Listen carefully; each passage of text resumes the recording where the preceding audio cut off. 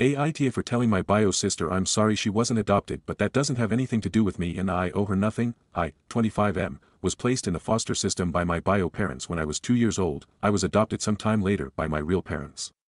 I recognize that I'm extremely fortunate and lucky to have been adopted before I had any real memory of the system, and that my parents gave me a better life than I would have ever had if I had stayed with my bio parents. I grew up privileged, went to private schools, had holidays abroad and had my tuition paid fully when I started uni.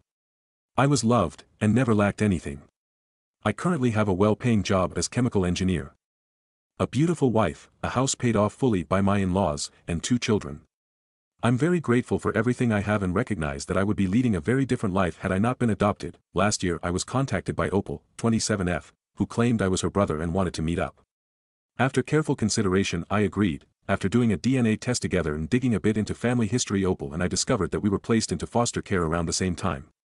Usually foster care will try to keep siblings together, but for some reason we were not registered as siblings and were placed into different foster homes, probably due to having a different dad/surname, and being given up by different people.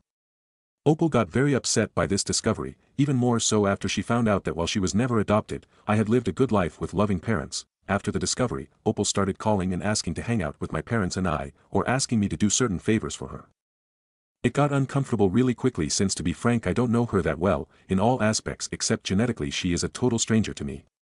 I don't feel comfortable landing her money or introducing her to my entire family.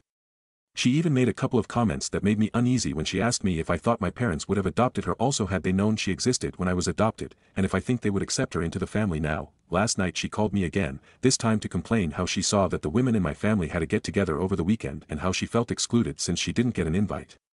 I told her that I get that she's upset, but that was a family get-together for all the women and she's not family to them.